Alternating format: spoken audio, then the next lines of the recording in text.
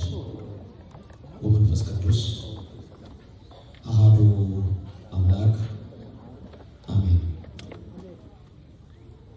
ድምፅ አላችሁ? ቃልስ ጣትስ? በስመ አብ ወወልድ ወመንፈስ ቅዱስ አሐዱ አምላክ አሜን። ብፁዕ አባታችን አቡነ ሳዊሮስ፣ ብፁዕ አባታችን አቡነ ዮሐንስ ቡራኪያችሁ በሁላችን ላይ አድሮ ይኑር። ሊቃውንተ ቤተክርስቲያን፣ በዚህ ያላችሁ በዚህም የተሰበሰባችሁ ምእመናን፣ አባቶች፣ እናቶች፣ ወንድሞችና እህቶች፣ እግዚአብሔር አምላክ የሚወዳችሁ ሕፃናት ጭምር ሰላም እግዚአብሔር ከሁላችን ጋር ይሁን። እንደምን አላችሁ? እንደምን አላችሁ? እንደምን አላችሁ? ለዚህ ቤተ መቅደሱን ለማደስ ለተሰበሰባችሁበት ዓላማ እንዲህ ሰብስቦ ሁላችሁን ያዘጋጀ እግዚአብሔር ከዘላለም እስከ ዘላለም ለስም አጠራሩ ክብር ምስጋና ይግባው። እመቤታችን ምልዕተ ክብር ምልዕተ ውዳሴ መዝገበ ጸሎት አቁራሪተ መዓት ሰዓሊተ ምሕረት ምዕራገ ጸሎት እማምላክ ወላዲተ አምላክ በአማላጅነቷ አትለየን። ፍቅሯን በልቦናችን ጣዕሟን በአንደበታችን ጸጋዋን በሰውነታችን ያሳድርልን። አሜን ላላችሁ ይደረግላችሁ። አሜን ላላችሁትም ከንፈራችሁ ላይ ሰፈረ ኃይልን ያርቅና አሜን ያስበላችሁ። በጭንቅ አሜን ማለት ከባድ ነው። በበረከት አሜን ያስበላችሁ። አሜን በሉ፣ አመስግኑት። በጭብጨባ በልታ እግዚአብሔር አመስግኑ። ይገባኛል፣ ሙቀት ነው፣ ይሞቃችኋል። ስለዚህ ነገ ጠዋት መታችሁ ትማራላችሁ፣ ሌላ ጊዜ በሰፊው ትማራላችሁ። አሁን ግን የመጣንበትን ዓላማ እናደርጋለን። ከዛ በፊት ግን 40 ደቂቃ በዚህ ርዕስ እስቲ እንነጋገር። ሚስጥርን የሚገልጽ አምላክ በሰማይ ውስጥ ነው በሚል ቃል ነው የምንነጋገረው። ሚስጥርን የሚገልጽ አምላክ በሰማይ ውስጥ ነው። ቃሉን እንድገሙት። ሚስጥርን የሚገልጽ አምላክ በሰማይ ውስጥ ነው። ይህንን ነው ማስታወሳችሁ። መንፈስ ቅዱስ በእኔም በእናንተ ላይ አድሮ ይኖር። ሚስጥርን የሚገልጽ አምላክ በሰማይ ውስጥ ነው። ይህንን የተናገረው ከአራቱ አበይት ነቢያት አንዱ ዳንኤል ነው። ነቢያት በሁለት ታላላቅ ክፍል ይከፈላሉ። 15ቱ ነቢያትና 16ቱ ነቢያት የሚባሉ አሉ። 15ቱ ነቢያት የሚባሉት ከአዳም ጀምሮ የሚቆጠሩት ለብቻ ናቸው። በቤተ መቅደሳችን ጸሎተ ዕጣን በተባለ ጸሎት፣ በሌላም ጸሎት ላይ እናነሳቸዋለን። ሌሎቹ 16 ነቢያት አሉ። እነዚህ 16 ነቢያት መጽሐፍ የጻፉ ናቸው። የሚከፈሉት በሁለት ነው። 4 አበይት ነቢያትና 12 ደቂቅ ወይም ደቂቃን ነቢያት ተብለው ይጠራሉ። አራቱ ታላላቅ ተብለው የሚጠሩት በጽሁፋቸው ርዝመት እንጂ ከነዚያ የተለየ ነገር ኑሯቸው አይደለም። አራቱ አበይት ነቢያት የሚባሉት አንደኛው ኢሳይያስ ነው፣ ሁለተኛው ኤርምያስ ነው፣ ሶስተኛው ሕዝቅኤል ነው፣ አራተኛው ዳንኤል ነው። የአራቱም በረከት እንደ ዝናብ በእናንተ ላይ ይውረድላችሁ። እግዚአብሔር ያናገራቸው ናቸውና ከነዛ ውስጥ ዳንኤል ነቢይ ዛሬ በምንመለከተው ኃይለ ቃል እሱን የተናገረው ሚስጥርን የሚገልጽ አምላክ በሰማይ ውስጥ አለ። ደግማችሁ ንገሩኝ። ምንን የሚገልጽ አምላክ? ምንን የሚገልጽ አምላክ? በምን ውስጥ ነው ያለው? ክብርና ምስጋና ለሱ ይድረሰው። እንቆቅልሽን የሚፈታ እግዚአብሔር በሰማይ ውስጥ ነው። ምድራዊ ሰዎች የማይፈቱትን የሚፈታ እግዚአብሔር በሰማይ ነው። ምድራውያን ጠቢባን የተባሉት ፈላስፎች ታላላቆቹ ያልተናገሩትን እነ ሶቅራጥስ፣ እነ ፕሌቶ፣ እነ ኤርስቶትል ሌሎችም ሰዎች የማያውቋቸውን ሚስጥር የፈታ የኔና የናንተ አምላክ እግዚአብሔር ነው። ዛሬም በሕይወታችን ብዙ እንቆቅልሾች ሊኖሩ ይችላሉ። ብዙ የሚያስሩ ነገሮች ሊኖሩ ይችላሉ። ብዙ የሚያንገላቱ ነገሮች ይኖራሉ። ሰዎች ነን። ሁልጊዜ መቼም ቢሆን ከችግር ጋር ልንጋፈጥ እንችላለን። በተለይ አንዳንድ ጊዜ ነገራችን ይቆመጥጣል።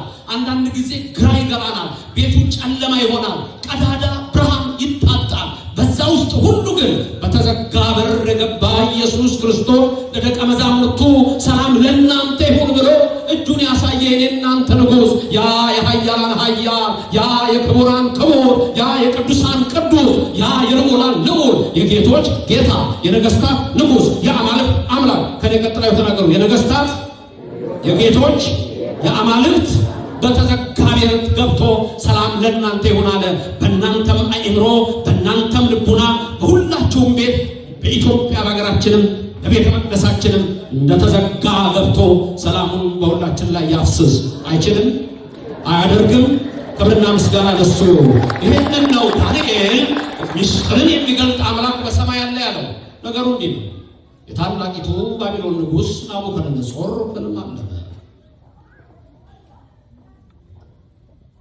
ሕልሙን አልሞ ጠዋት ሲነሳ ሕልሙ ጠፋው። ባቢሎን በጣም ብዙ አስማተኞች ጠቢባን ያሏት ከተማ ናት። ጠቢባን አሉ፣ ቃል የሚናገሩ አሉ። ቃልቾች እንላቸዋለን በአገር ቤት፣ ቃል ብቻ ማለት ነው። ሰብአ ሰገል የሚባሉ አሉ። የሚገርመው ደግሞ እግዚአብሔርን የሚያመልኩ ከእስራኤል የተማረኩ ዳንኤልና አጎቶቹ አናንያ፣ አዛርያ፣ ሚሳኤልን በዛ ነው። እነሱ በእግዚአብሔር ያምናሉ፣ ሌሎቹ በጣዖት ያምናሉ። ባቢሎን የጣዖት መዲና ናት። ያ ኢትዮጵያዊ ናምሩድ አስቀድሞ ግንቡን የሰራባት ታላቅ ከተማ ናት። ናቡከደነፆር ሕልም አየ። ጠዋት ሕልሙ ጠፋው። ጠቢባኑን ሰበሰበና በአስቸኳይ ሕልም አይቻለሁ፣ ሕልሜን ከነትርጉሙ አምጡ፣ ሕልሙን ንገረንና ትርጉሙን ንገረን። አይ ሕልሜማ ጠፍቶኛል፣ ስለዚህ እናንተን የምቀልባችሁ የማኖራችሁ የተሰወረኝን ሚስጥር ልትገልጹ ስለሆነ ያንን ሕልሜን ታመጣላችሁ፣ ትርጉሙንም ታመጣላችሁ፣ አለዛ ግን አንገታችሁን በሰይፍ። ደነገጡ። ኧረ ተው፣ አንተም ከፈርዖን አትበልጥ አታንስ፣ እኛም ከዮሴፍ አንበልጥ አናንስ፣ እባክህ ሕልሙን ንገረንና እንተርጉማለን። አይ ጠፍቶናል። አርዮክ ትእዛዝ አውጣ፣ እንዳለ ጠቢባን የተባሉትን ሰብስብ፣ ሕልሜን ካላመጡ ከነትርጉሙ በአንገታቸው ሰይፍ።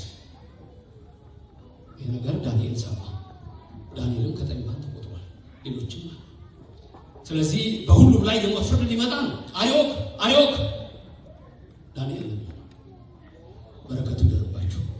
አርዮክ ጋሻ ጃግሬው አንዳች ትእዛዝ እንዳታደርግ፣ ንጉሱ አይቸኩል፣ ሞትንም አያምጣ፣ ሕልሙን ከነትርጉሙ እናመጣለን። ጊዜ ይሰጣል። የጸሎት ጊዜ። ያለ ጸሎት ምንም ነገር ማድረግ አይቻልም። ዳንኤል ወዲያውኑ ማድረግ ይችላል፣ ግን የጸሎት ጊዜ። ብዙዎቻችሁ ነገር ስታደርጉ ጸሎት አለ። ምግብ ሲበላ ራሱ ጸሎት ስንሰው ጸሎት ታደርጋላችሁ። ሬስቶራንት ሄደ ያዝ በልንጂ አንድ አብለዘር ስለት በልንጂ እያንዳንዱን የምታደርጉትን ነገር በጸሎት አድርጉት ነው። በጸሎት ካደረጋችሁት መንገዱ አሁን ለምሳሌ በጣም የተለመደው ነገር ዝም ብለው ችኮላ፣ አሜሪካ ነገር ውስጥ ትልቁ ችኮላ ኢትዮጵያ ውስጥ ችኮላ። ኢትዮጵያ መንገዱ ያሴት ቸኩ ያሉ ለምትወጣ ዝም ተገደለ ትቆም ወደ በዚህ ገደል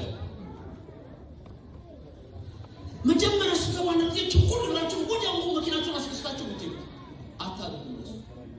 መኪናችሁ ውስጥ ገብቶ የጸጥታ ጊዜ ነው። ምንም አማት የራሳችሁ ጊዜ ስጡ።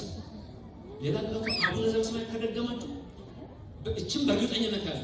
ከቤት ወጣችሁ ከመሄዳችሁ በፊት አቡነ ዘበሰማያት የምትደግሙ ከሆነ የረሳችሁት ነገር ካለ እዛ ላይ ይገለጠላችኋል። ጻድቅ አይደላችሁም፣ ኃጢአተኞችም አይደላችሁም፣ የእግዚአብሔር ልጆች ናችሁ። እሱ ነው ማለት ግን ምንድን ነው የምሰማው? በዛች ሰዓት ግን አንድ ነገር ነው የሚደረግላችሁ። ምን ነበር የተመታችን ርዕስ? ሚስጥርን የሚገልጽ አምላክ በሰማይ ውስጥ ነው። ነገሩን በደም ሚስጥርን የሚገልጽ አምላክ በምን ውስጥ ነው? በሰማይ ውስጥ ነው። እሺ ጊዜ ተሰጥቷችኋል። ዳንኤል ኑ፣ አናንያ፣ አዛርያ፣ ሚሳኤል ሱባኤ እንግባ። የ3 ቀን ሱባኤ። የመጀመሪያው ቀን ገና ለዳንኤል የናቡከደነፆር ሕልም ተገለጠ። በ3ኛው ቀን ሄዱና ሕልምህን እነግርሃለሁ አለ። አርዮክ ገባ። ንጉሥ ሆይ 1000 ዓመት ንገስ። ከመጡት ከእስራኤላውያን ወገን የሆኑ ከአይሁዳውያን ሕልምን የሚነግር አንተ ስሙን ብልጣሶር ብለህ የሰየምከው ዳንኤል የተባለው እነሆ ሰው አለ። እሱ ለንጉሥ ሕልሙን ከነትርጉሙ እናገራለሁ ብሏል። ወየው ሕልሜን አውቀዋለሁ። ጭል እያለ ትንሽ ነገር ይታየኛል። ሕልሜን አሳስታችሁ በተነግሩኝ ግን ወየዋል። ከዛ በኋላ ዳንኤል ተጠራ። ትችላለህ አለ። እግዚአብሔር ይችላል። ክብርና ምስጋና ለእግዚአብሔር ይድረሰው። ማን ይችላል? ንገሩኝ። ማንም ይችላል። እናንተ አቅም ያንሳችኋል፣ አትችሉም። የሰው ልጅ አቅሙ ትንሽ ናት። እችን ውሃ ማንም ሰው ማምጣት አልቻለም። ምድር ላይ ማንም ፈላስፋ፣ ማንም ጠቢብ፣ ማንም ጀግና፣ ማንም ምሁር፣ ማንም የተማረ አንድ ብርጭቆ ውሃ ማምጣት አይችልም። የኔና የናንተ አምላክ በሰማይ ያለው ግን እሱ ዝናብን ይሰጣል፣ ውቅያኖስን ያደርጋል፣ ባህርን ይዘረጋል። ክብርና ምስጋና ለስሙ ይድረስ ነው። እጅ ያለ ያመሰግናል። እጅ ከሌለ ተው። እግዚአብሔር ስሙ ይመስገን። የሰው ልጅ አቅሙ ውስን ነው። እውቀት ውስን በአንድ ቀን ትኩሳት ጉልበት ይደክማል። እግዚአብሔር ይችላል። ማይችላል ያ ሰው ያሳዝነኛል። ትዝ ይላችኋል? ልጁ ታሞበት ለደቀ መዛሙርቱ አምጥቶ እባክህ ጌታ ሆይ ልጄ ታሞብኛል፣ ይሰቃይብኛል፣ ጨረቃ ሲሆን ይጥለዋል፣ አረፋ ያስደፍቀዋል፣ ይኸው ከተወለደ ጀምሮ እንዲህ ነው። ወደ ደቀ መዛሙርት አመጣሁት፣ ደቀ መዛሙርት ሊፈውሱት አልቻሉም። እባክህ ጌታ ሆይ ቢቻል እርዳኝ አለ። ምን ቢል ማን? ኢየሱስ ክርስቶስን ቢቻል ትላለህ እንዴ አለ። እባክህ ጌታ ሆይ አለማመኔን እርዳው አለው። ምንን እርዳው? አለማመኔን እርዳው። አለማመናችንን ይርዳ። የሚችል እግዚአብሔር ከኛ ጋር ይሁን። አልቻል ያለ ነገር ካላችሁ የማይሆን ነገር አለ ብላችሁ የምታስቡ ከሆነ እግዚአብሔር ለበጎ ካለው ልንገራችሁ፣ ይቻላል፣ ይሆናል፣ ይደረጋል፣ ይፈጸማል። በማ ስሙን ጥሩት። በማ ክብርና ምስጋና ለስሙ ይድረሰው። ሚስጥርን የሚገልጽ አምላክ በሰማይ ውስጥ ነው አለ ዳንኤል። ንጉሥ ናቡከደነፆር ሕልምህን እነግርሃለሁ፣ ፍቺውንም እነግርሃለሁ፣ ትችላለህ አለ። ሚስጥርን የሚገልጽ አምላክ በሰማይ አለ። ትንቢተ ዳንኤል ምዕራፍ 2 ቁጥር 28 ላይ ያለቃል። ንጉሣ ጭራሽ የሚገርመው ለምን ሕልሙን እንዳለ መጨመር ነገር ለመጀመሪያ ሕልሙን ለምን እንዳለ ልንገርህ ሕልሙን ለምን እንዳለ ልንገርህ መጀመሪያ እንዴት ነው ዳንኤል አለው። በቤተ መንግስት ሰገነት ቆመ።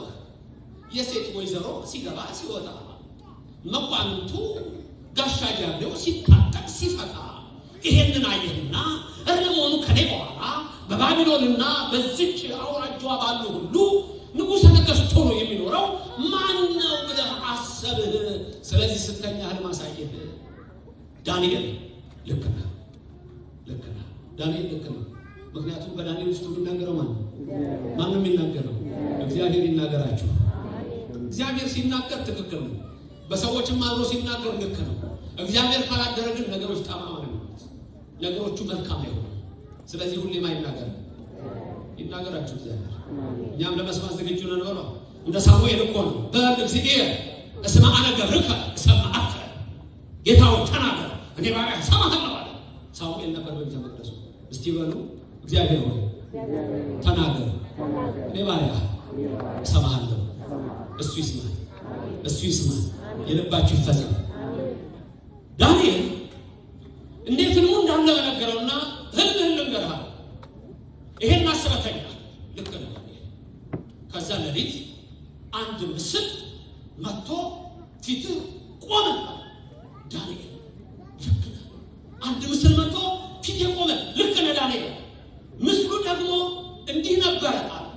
እንዴት ነበር? ከአንገቱ በላይ ወርቅ ነው። የሰማችሁ ነው? ከአንገቱ በላይ ወርቅ ነው። ሁለቱ እጆቹ ደረቱና ጀርባው የብር፣ ሆዱና ወገቡ የነሐስ ነው።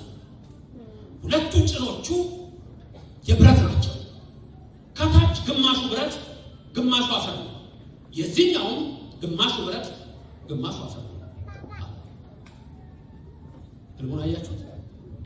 ይሄን ህልም ነበር ናቡከደነፆር። ዳንኤል ልክ ነህ፣ ይሄንን ምስል ያየሁት እሱ አንተ ያይህ ነበር፣ አንተ ደግሞ እሱን ታይ ነበር። ልክ ነው። እንዴት ነበር? ምንድን ያየው? የሆነ ሰው ይቆም አለ። ከአንገቱ በላይ ወርቅ፣ ደረቱ፣ ጀርባው፣ ሁለቱ እጆቹ ምንድን ናቸው? ብር። ሁለተኛው ደረጃ ብር። ሶስተኛው ሆዱና ወገቡ የምንድን ነው? የነሐስ። ሁለቱ ጭኖቹ ምንድን ናቸው? ብረት ናቸው። ከታች ግን ግማሹ ምንድን ነው? ብረት ነው፣ ግማሹ ሸክላ አፈር ነው። በሁለቱም በኩል እንደዛ ናቸው። ስለዚህ አሁን ስንት ነገር እንዳየን እዩ። 1 ወርቅ፣ 2 ብር፣ 3 ነሐስ፣ 4 ብር፣ 5 ብርና ብረትና አፈር፣ 6 ብረትና አፈር። ስለዚህ ሁለቱ ስንት ይሆናሉ ማለት ነው? 4 አፈር ብረት 2 አፈር ብረት 2 ስንት ሆነ? 4 ጭኖ አለ። ባንድ ይቆጠራል። ይህንን ምን ያየ ዳንኤል ልክ ነህ አምላክህ ሚስጥር የሚገልጥ ነው እና ትርጉሙ ምንድነው አለ።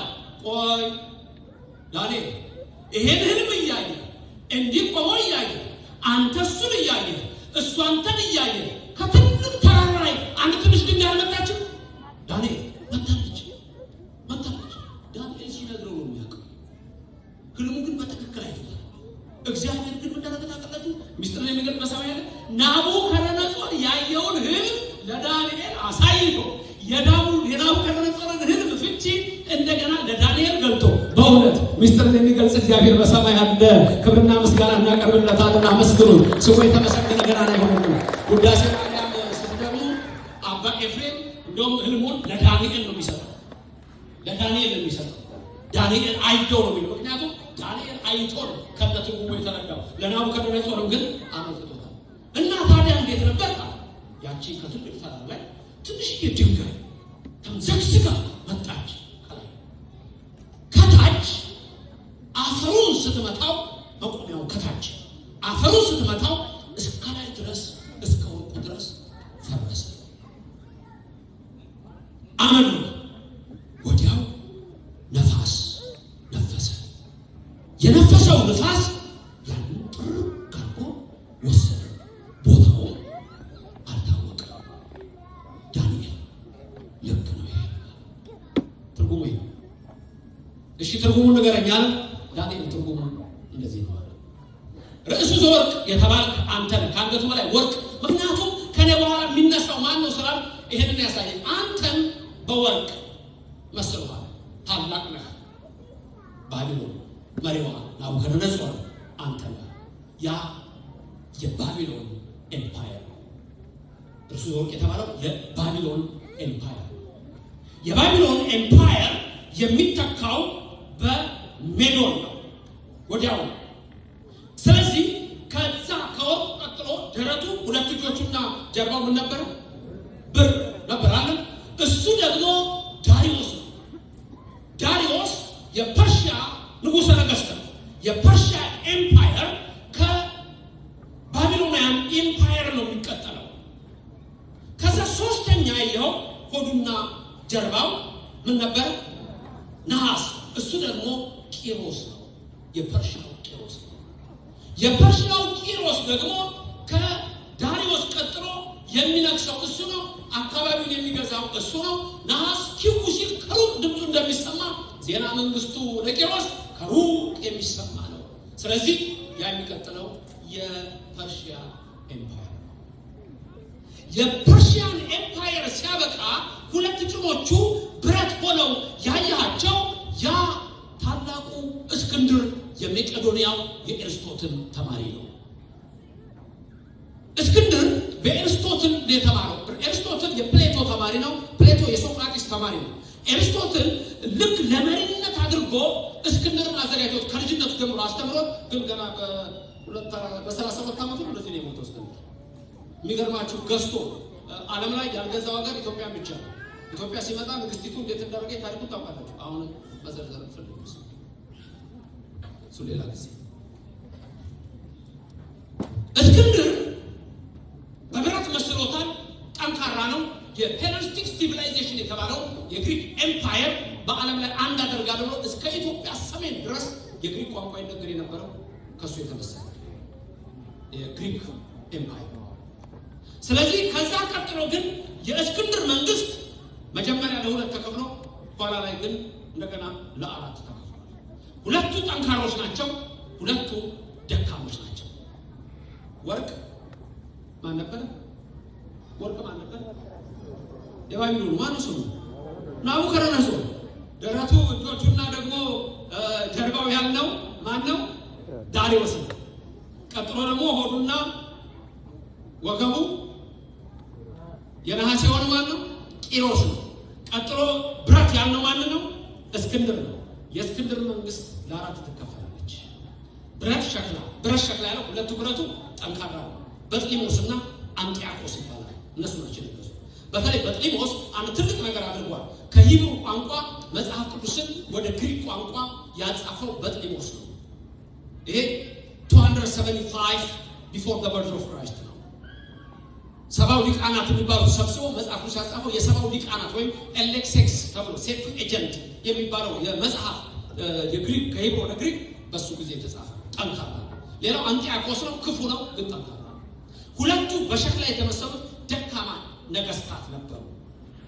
እነዚህ ሁለቱ በዛው በበጥሊሞስ በአንጢያኮስ ዘመን መጥተው የነበሩ ናቸው። ሰልፎስና ድማጥሪያኖስ ይባላሉ። ይህንን አየር የሚገርመው እነዚህ ነገስታት ሰው ብቻ ነን አይሉም ነበረ፣ አምላክ ነን ይሉ ስለነበረ ዓለምንም በአንድ አሁን ግሎባላይዜሽን የምንለው አስተሳሰብ ግሎባላይዜሽን ጥሩ ጎን አለው፣ ግሎባላይዜሽን በጣም አደገኛ ጎን አለው።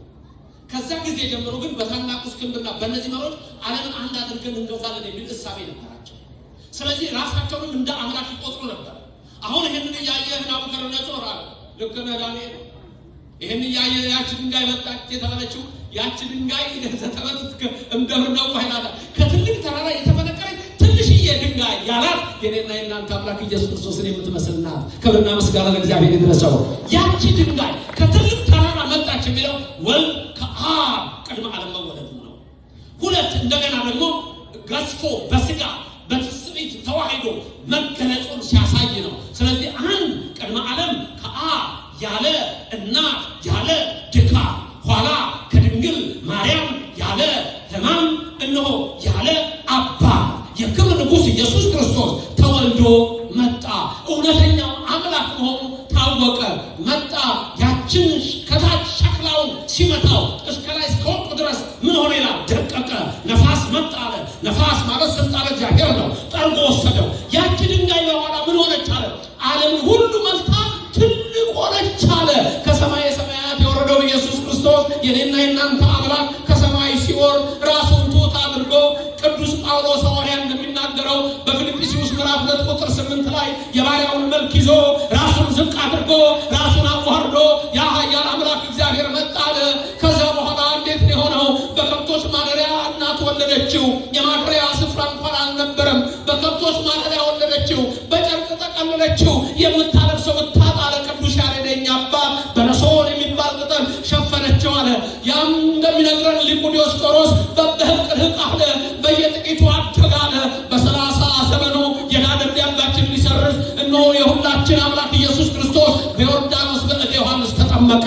ኋላም በቀራንዮ ስለኔና ስለእናንተ እጆቹን ለሕማም ዘረጋ። የሾህ አክሊል ደፋ። ሞትን ተቀበለ። 13ቱን ሕማማተ መስቀል 5ቱን ቅንዋት ተቀብሎ እርሱ እነሆ በመስቀል ላይ ተሰቅሎ በ6 ሰዓት ተሰቅሎ በ9 ሰዓት ነፍሱን ሰጠ። ማታ ወደ መቃብር ወረደ። ቅዳሜ ስቁም ሆነ። እሑድ ጠዋት በታላቅ ኃይልና ግርማ የሮማ ወታደሮች ፈዘው አሉበት። መቃብሩ እንደተዘጋ የአብ ልጅ የድንግል ልጅ ኢየሱስ ክርስቶስ ሞትን ድል አድርጎ ተነሳ። በ40ኛው ቀን አረገ። ዓለምን ሁሉ መላ ያለው ይህንን ነው። ክብርና ምስጋና ለእግዚአብሔር ይድረሰው። እናመሰግነዋለን። ምስጢርን የሚገልጽ አምላክ እርሱ ጠፋ እንዴ? እናንተ የምታስቡት አሁን ገና በቃ ቶሎ ገንዘቡን ሰጥተን በቃ ይህን ቦታ ሰርተን ነው። ገብቶኛል ሀሳባችሁ። እንመጣለን ወደሱ። ምስጢርን የሚገልጽ አምላክ በየት አለ? በሰማይ አለ። በምድር የለም። የእግዚአብሔር ኤግዚስተንስ በተለያየ መልኩ ፕሩፍ ይደረጋል። ባህሪው ይነገራል። ትራንሰንደንት ጋድ and immanent God. Transcendent God ማለት is beyond our knowledge. እኛ ልንረዳው በማንችለው ጥበብ እግዚአብሔር ረቂቅ ነው። በሁሉ አንዳንዴ ትንሽ ታረሙታላችሁ። አንዳንድ ሰው ትንሽ ነው ታረሙ የሆነች ነገር አድርጋችሁ ወይ ይቀስፈኝ ይሆን እንዴት? እግዚአብሔር እኮ ደግ ነው። እንዴት ደግ ነው! የኔና የእናንተ አምላክ እንዴት ሩህሩህ ነው! እኔ ብዙ ጊዜ ሳስተምር የምጠይቀው ጥያቄ እናንተ ጠይቃችሁ ሊሆን ይችላል። ከኪሳችሁ 100 ወድቆ ጭቃ ሊነካው ትታችሁ ብትሄዱ ወድቆ 100 ብር ጭቃ ሊነካው ትተው ሄዱ አለ አይመስለኝም። ከዛ ስንት ታረጉታላችሁ? ብድግ ነው አይደለም እንዴ? ጭቃ ነው ጭቃዋን ጠረግ። ከዛስ ክትት። ምክንያቱስ ገንዘባችሁ ነው። ገንዘባችሁ። እናንተ ሁላችሁ የእግዚአብሔር ገንዘብ ናችሁ። የኢየሱስ ክርስቶስ ገንዘብ ናችሁ። ኃጢአት ብንሰራ በደል ብንሰራ ብንረክስ ብንቆሽሽ እንደ ዳዊት እንጠይቀው እንጂ ልበ ንጹሐ ፍጥር ሊተ እግዚኦ መንፈሰ ርቱዐት ውስተ ከርሥየ አለ ዳዊት። እጽበኒ ወአንጽሐኒ እምኃጢአትየ እጠበኝ አንጻኝ እጽአዱ እንደ በረዶ ከመበረድ ነጭ ሆንልሃለሁ። ኢትብድፈኒ እምቅድመ ገጸከ እለምንሃለሁ ከፊት አትጣለኝ በቀኝህ አቁመኝ። አይችልም፣ አያደርግም። ክብርና ምስጋና ይግባው። ስለዚህ ኃጢአትና በደል ርኩሰት ቢኖርብንም የሰው ልጆች ይሄንን ጭቃችንን እንጠብ እያደረገ ገንዘብ አይደለም ሁላችን ወደ መንግስቱ ነው የሚያስገባን። ክብርና ምስጋና ለሰማዩ አምላክ ለሱ ይሁን። ስሙ የተመሰገነ ነው። ረቂቅ ነው እግዚአብሔር። ልክ ነው፣ የማይደረስበት ነው። ልክ ነው። ግን እዚህ ጋር ደግሞ ቅርብ ነው፣ የሚነጥቃ እዚህ ጋር አጠገብህ ነው፣ አጠገብሽ ነው። አንድ ፈተና አንድ ጭንቀት ሲደርስባችሁ ወደ የምታስቡ እንቆቅልሹን የሚፈታ አምላክ በየት ነው? ሚስጥር የሚገልጽ አምላክ የት ነው ያለው? ሁሉን የሚያይ አምላክ የት ነው ያለው? ስለ ልዕልናው አባታችን ሆይ በሰማይ የምትኖር ብለን የምንጸልየው ለምንድን ነው? በምድር የለም፣ በምስራቅ የለም፣ በምዕራብ የለም። ለምንድን ነው? ጸሎት ትህትና ወይ አባታችን ሆይ ብለን የት የምትኖር? ስለዚህ ወቀጥታ ሳንወድ በጉድ እንዴት እናደርጋለን? ራሳችን አባታችን ሆይ ወደ ላይ አይደል? አባታችን ሆይ በምድር የምትኖር ቢሆን ኖሮ ጸሎቱ አባታችን ሆይ በምድር ልንንቀው ነው። የሰው ልጅ አውሮፕላን ላይ ወጣ ከታች ሰው ትንሽ እንደሚሆንብን የሰው ልጅ የሚተኛ የሚያደርገው ነው እንኳን እኛ በተለይ ሰው ልጆች እኮ አሁን በእንስሳት ባራዊት እየተረትን መጣን እንጂ ያማሳችን ሰው ዝሆንና እንቁራሪት በትልቅ ድልድይ ላይ ይሻላል። ዝሆንና እንቁራሪት እየተሻገሩ ዝሆን ድልድይ ያሉ ሲሄድ እንቁራሪት ተማማ እግሩንም አታውቅም። ከዛ ድልድዩ ነቀነቅ ነው አይደል አለች። ተሳትፏላት ተሳትፏላት። ግን እኛ የሰው ልጆች እንደዛ ነው ባህሪያችን።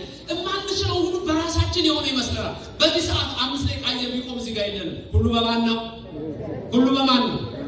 ዛሬ ለብሳችኋል፣ በማ አጊጣችኋል፣ በማ ተወባችኋል፣ በማ ይሄው እዚህ መጥታችኋል። ሁላችሁም ዛሬ ደግ ነገር ለመስራት በማ የማታውቋቸው ሰዎች አሁን በመካከላችን የሌሉ አታውቋቸውም። መካከላችን የነበሩ ሰዎች አናስታውሳቸው። እንዲህ ብንል ዞር ብለን አቶ ከሌ አንልም፣ በዚህ ዞር ብንል ዶክተር ከሌ አንልም። እነዛን እግዚአብሔር ወስዷቸዋል። ዘመዶቻችን አያቶቻችን የሉ፣ የእኛም ተራ ይደርሳል። ግን ይሄንን ሰዓት ሰጥቶ ደግሞ በዚህ ሰዓት የእሱም ቤት እንድንሰራና የሰማይ አምላክ እንድናመሰግን አምላካችን እንድናመሰግን በዚህ ሰዓት ደግሞ የተፈቀደው ለእኛ ነው። እናመስግነው እና ክብር ስሙ ለዘላለም የተመሰገነ። ያቺን ድንጋይ ያለ እጅ ያለው ከአብ ያለ እናት፣ ያቺ ድንጋይ ያለ እጅ የተባለችው ከድንግል ማርያም ያለ አባት የተወለደው ኢየሱስ ክርስቶስ ነው። መጣ፣ ለካ እሱ ነበር አምላክ፣ አምላክነቱ ታወቀ። የእነዛ ግን ቦታቸው ሁሉ አልታወቀም ማለት አምላክ ናቸው ተብሎ ቦታ የላቸው። ሚስጥር የሚገልጽ አምላክ እግዚአብሔር በሰማይ ስሙ የተመሰገነ ነው። በእያንዳንዱ ነገር የኢትዮጵያ ኦርቶዶክስ ተዋሕዶ ቤተክርስቲያን ሚስጥሩ ከሰማይ አምላክ ጋር የተገናኘ። ለምሳሌ ዛሬ እናንተ ይሄን በዓል አስባችሁ በዚህ ቀን ስታደርጉ በእርግጠኝነት በዓሉንም አውቃችሁ ነው የምታደርጉት። ለዚህ ነው ዛሬ እንዴት ሲያስባችሁ የዛሬው ቀን ሰኔ ስንት ነው? ስንት ነው ዛሬ? ሰኔ 20 ሰኔ 20 ጌታችን መድኃኒታችን ኢየሱስ ክርስቶስ በፊልጵስዩስ ዘቂሳርያ 3 ድንጋዮችን አምጥቶ መሰረት አድርጎ ቤተ መቅደስን የሰራበት በእመቤታችን ስም የሰራበት ከመዝግበሩ ብሎ ለሐዋርያቱ ትእዛዝ የሰጠበት ታላቅ ቀን ነው። ለዚህ ቀን ያደረሰን እግዚአብሔር ስሙ የተመሰገነ ይሁንልን። ክብር ምስጋና ለእግዚአብሔር ይድረሰው። ሰኔ 21 ደግሞ ነገ ምን የሆነበት ነው? በዛ ቤተ መቅደስ ቅዳሴ የቀደሰበት ነው ጌታችን ኢየሱስ ክርስቶስ። ያ ቅዳሴ ጊዜ የራሱ ቅዳሴ ያን ቅዳሴ ቀድሶ አቁሟቸዋል እመቤታችንን ታቦታል። ስለዚህ በዚህ ኦርቶዶክሳዊ ተዋሕዶ ቤተክርስቲያን ውስጥ በእያንዳንዱ ነገር የምታዩት ሚስጥር ከሰማይ የመጣ ሁሉ ነገራችን እግዚአብሔራዊ ነው። ሁሉ ነገራችን ኢየሱስ ክርስቶስ ነው። ቤታችን ያለው ልማድ ሳይቀር እግዚአብሔር ሚስጥሩን የገለጠ ለአባቶቻችን ሁሉ ነገር በሱ ሁሉ ነገር በሱ። ባለፈው እንደውም ስናገር ነበር እቤት ቁጭ ብላችሁ ሰው ከውጭ ሲመጣ ምን እንደምታደርጉት ኖር አይደል? አጥሩ ከረም ይቀፋል ኖር ይባላል። ኖር ከዛ የሚመጣው ሰውዬ ምን ነው? ተቀመጥ አይደል? ኖር ማለት ነው። ኖር ማለት ነው ምን ማለት ነው? ኖር ማለት ኖር ማለት ቋንቋ ምን ነች? ይቺ አማርኛ ነች፣ ኦሮምኛ ነች፣ ትግርኛ ነች፣ ግዕዝ ነች፣ እንግሊዝኛ ነች፣ ፈረንጅኛ ነች። ኖር ምንድን ነች? ኖር ምንድን ነው? ኖር ብዙ ጊዜ በዩቲዩብ አንዳንድ ቦታ ላይ በማስተምራቸው ነገሮች ላይ ልገልጻቸው ይችላል። ኖር ብሌንድድ ነው። ኖር ለምሳሌ ባለቤት እናቴንም አስታውሳለሁ። ሰው ደህና ዋላችሁ ሲል ድንገት አንዳንድ ቦታ ከተማውታችሁ ትንሽ ይወጣል። ደህና ዋላችሁ እንደምን ዋላችሁ ሲሉ መልሳቸው ምንድን ነው? እግዚአብሔር ይመስገን ነው። ዛሬ ይመስገን፣ እግዚአብሔር ይመስገን። የትም ነው የሚለው እግዚአብሔር ይመስገን ነው ወይ ዛሬ ይመስገን ብሌንድድ ያደርጉታል አይደለም እንዴ? ወይም ደግሞ እግዚአብሔር ይመስገን ይላል። ኖር አንድ ፊደል አላት የተዋጠች ኖርን ንገሩኝ እስኪ ኖርን ሰውየው ቁጭ ብሏል አይደለ? ቁጭ ካለ መቀመጥ መቆማጥ አለ የለም ካልተንቀሳቀሰ አይቀርም። ቁጭ አለ። ከውጭ ሰውየው ሲመጣ ግን አለሁ ብሎ ይቆማል አይደል? አለሁ የሚለውን ቃል ግን ለብቻው አይደለም። ምን ነው የሚለው?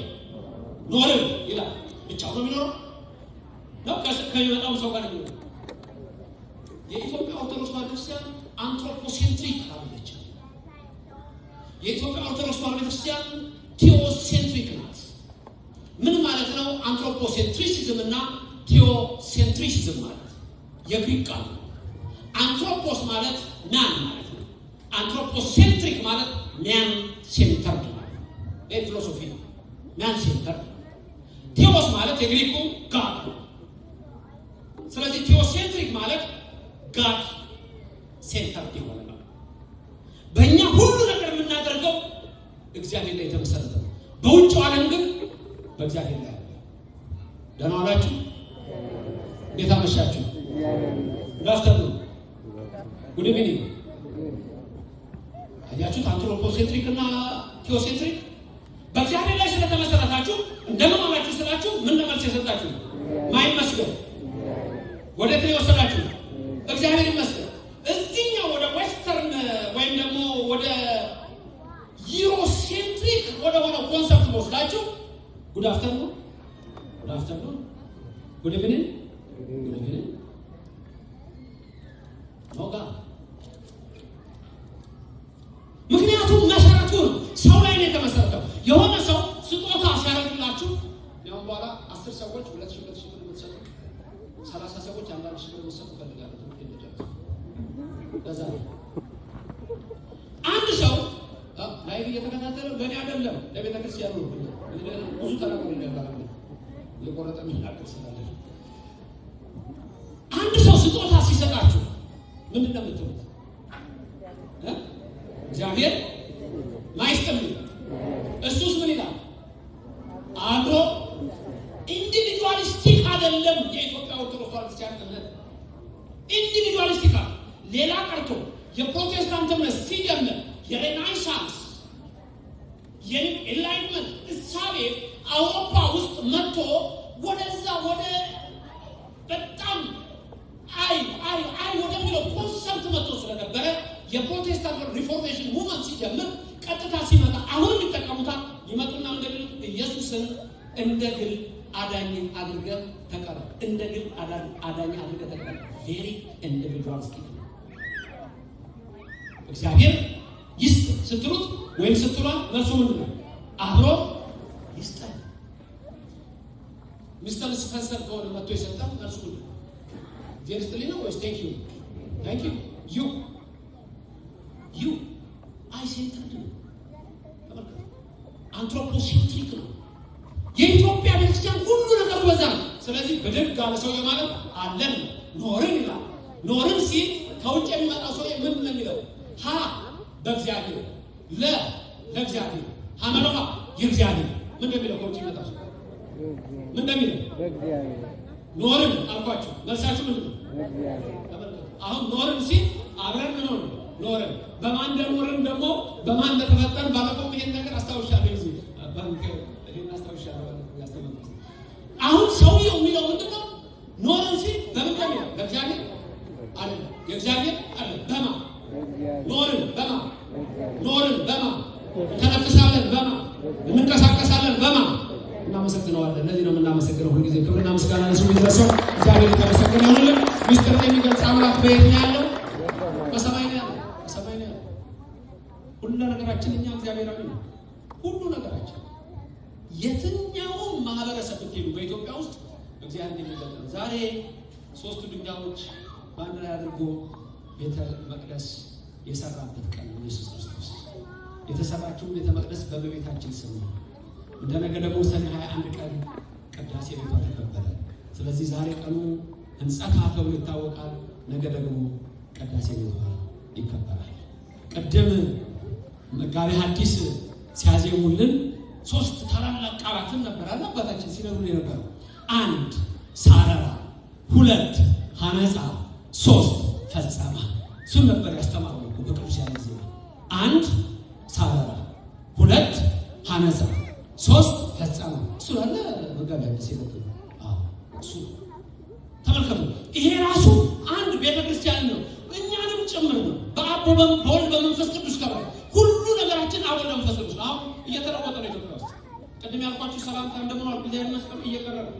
ይሄን ደግሞ ሆም ተብሎ ነው የሚቀር። ሆም ተብሎ ነው። ለምሳሌ አንድ ሰው መጥቶ ኢትዮጵያ ውስጥ የተለመደ ሰላምታ ነው። ብዙ ያስተምራሉ። ምን ይላቸዋል? እዚህም ተብሎ ሰላም ነው፣ አማን ነው። መነኮሳቱ ሳይቀሩ ትልቆቹ ሰላም ነው፣ አማን ነው ሲሉ የሰማው ምን ማለት እንደሆነ በጣም ይገባል። ቀጥሎ ልንለው እንችላለን ቃሉ፣ ቀጥሎ ልንናገረው እንችላለን ቃሉ። ግን አማን ነው ሲባል መልሱ ምንድን ነው? እግዚአብሔር ይመስገን አለ። አማን ነው ነው አንተ ምትለው። ሰላም ነው ሰላም ነው። ከዛ ተቀጣ ፒስ ነው ፒስ ነው።